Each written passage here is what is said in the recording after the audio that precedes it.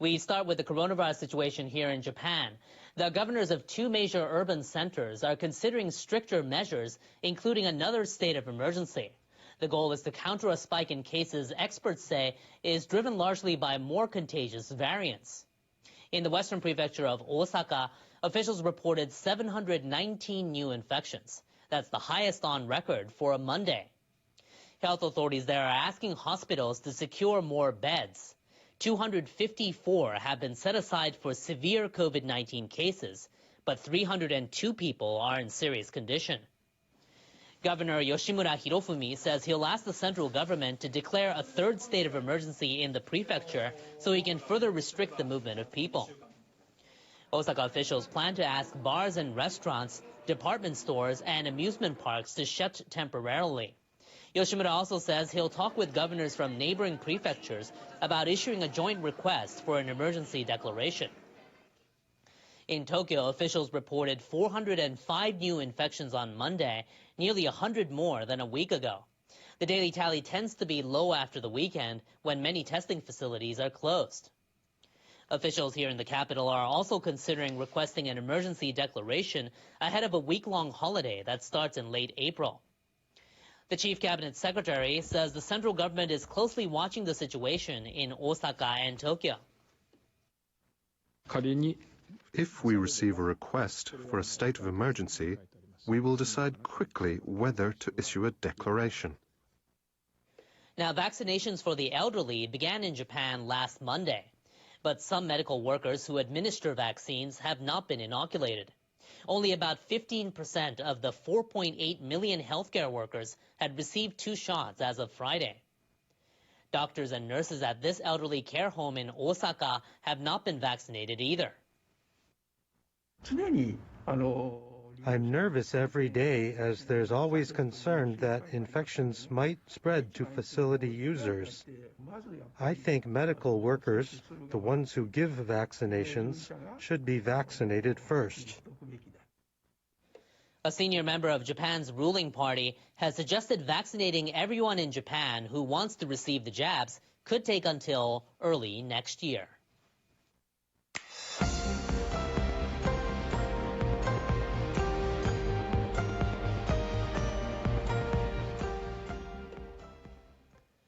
Authorities in Myanmar have detained a Japanese journalist as the crackdown continues on pro-democracy protests in the country. The Japanese embassy says Kitazumi Yuki is being held at insane prison in Yangon on suspicion of threatening public safety and spreading false information. Witnesses say security forces took Kitazumi from his home in the city on Sunday evening. They say his apartment was searched and his belongings confiscated. There were about 50 people, 4 military vehicles and 1 police vehicle. He had his hands up when they took him from his apartment.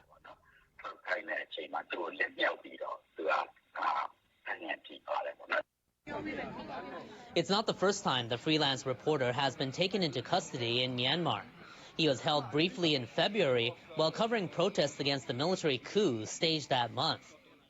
After his release, Kitazumi continued to post articles and photos on social media about the political turmoil.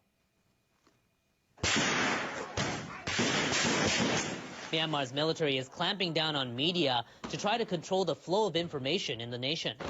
A local human rights group says 72 journalists have been detained since the coup, and 43 of them are still in jail. The group says as of Sunday, security forces have killed at least 737 people since the coup. The Association of Southeast Asian Nations is set to hold a special summit on the situation in Myanmar. Thailand's foreign ministry says the leader of the junta in Myanmar, Senior General Min Aung Hlaing, will attend the meeting in Jakarta this weekend. The National Unity Government says the meeting should not give recognition to the military by inviting Min Aung Hlaing. The organization was formed by ousted lawmakers who support Aung San Suu Kyi, protest leaders, and members of ethnic minorities. It is a shame for ASEAN to invite him. How can you invite the killer, yeah? So it's a time for ASEAN to engage with National Unity Government. if they want to see the end of the violence. In other news, China's foreign ministry has reiterated its criticism of the latest Japan-U.S. joint statement, describing the countries as a real threat to regional peace and stability. The statement stressed the importance of peace and stability across the Taiwan Strait and encouraged a peaceful resolution of cross-strait issues. Foreign Ministry spokesperson Wang Wenbin said Japan and the U.S. cannot represent the international community. He said they're not qualified to define the international order or press their own standards onto other countries. The two countries talk about being free and open. They are actually ganging up to form cliques and fanning confrontation. They are the real threat to regional peace and stability. Wang also said Taiwan is an inseparable part of China's territory. He said China urges Japan and the United States to take its concerns seriously, abide by the One China principle, and immediately stop meddling in China's domestic affairs. Japan's nuclear regulator is urging the operator of the crippled Fukushima Daiichi nuclear plant to promptly report how it'll prepare to release treated water into the ocean. The water will be diluted before its release, so the concentration of contaminants meets global safety levels. Officials from the Nuclear Regulation Authority and Tokyo Electric Power Company held an online meeting on Monday. It was the first briefing by TEPCO on how the utility plans to prepare for the water release after the government officially decided on the method last week. Water is used to cool molten nuclear fuel at the plant. It mixes with rain and groundwater seeping into damaged reactor buildings. More than 100 tons accumulate each day. The water undergoes a treatment process that removes most radioactive material, but it still contains tritium. The treated radioactive water will be diluted, so the tritium concentration is well below national standards and about 1/7 of the level the World Health Organization suggests is safe for drinking water. The government plans to start the release in about 2 years. TEPCO officials say they'll design a facility to dilute the treated water with seawater and will ask the regulator to examine the plants. The company also says it'll step up environmental monitoring 1 year before the planned release by increasing the number of data collection points. The regulator urged TEPCO to quickly report any progress in preparations. They'll open the examination process to the public. Now, the announcement of the water release plan has triggered protests and concerns from some neighboring nations. The South Korean government has called it totally unacceptable, but one top official is now showing more understanding. If the procedure meets the standards of the International Atomic Energy Agency, there is no need for us to object. Chung made the remark in Parliament on Monday. He said Seoul is urging Tokyo to share scientific evidence, hold sufficient consultations prior to the release, and allow South Korean experts to join the IAEA's verification process. On Saturday, Chung conveyed South Korea's concerns to the U.S. Special Presidential Envoy for Climate, John Kerry. Kerry said it would not be appropriate for the United States to intervene in the process. Japan's government has compiled a draft roadmap aimed at achieving carbon neutrality in many parts of the country before the target of 2050. The draft calls for taking all policy measures in the next 5 years to put Japan on a path to cut greenhouse gas emissions from power consumption to net zero by fiscal 2025 in at least 100 pilot regions. The government aims to achieve carbon neutrality in the regions by fiscal 2030. It also plans to expand these advanced measures around the nation. The draft proposes that local authorities and financial institutions establish frameworks to implement measures while the government provides human resources, technology, information, and funds. It also calls for ways to urge people to undertake environmentally friendly behavior. The government plans to finalize the roadmap in May at the earliest. Prime Minister Suga Yoshihide met COP26 President Alok Sharma on Monday ahead of the UN climate change conference in Britain set for November. Japan would like to lead the international community's effort toward a carbon-free world and cooperate for the success of COP26. Sharma thanked Japan for its commitment to making the country carbon neutral by 2050. In parts of South Africa are forcing people to evacuate. Our meteorologist Jonathan Oh explains the situation in our World Weather Report.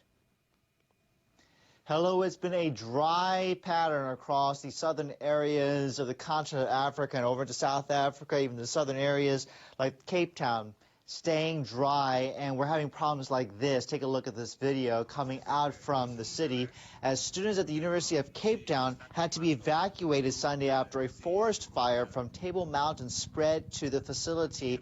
The campus library has been burned, with strong winds helping to spread the fire, and that led to road closures.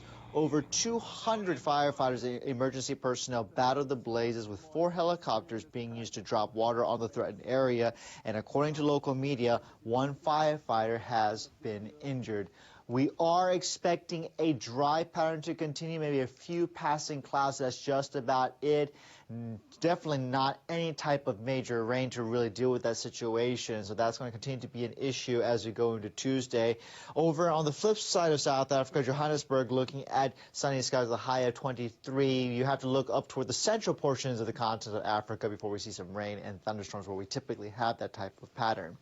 Up into Europe, we're having a little bit of a frontal system toward the north and west, and another one near Turkey, and that's going to bring some rain into the country as we go into the day Tuesday as well. Looking at a relatively dry pattern throughout the western areas, though, as we see highs anywhere from 17 in Paris to 20 in Lisbon as we go through the day.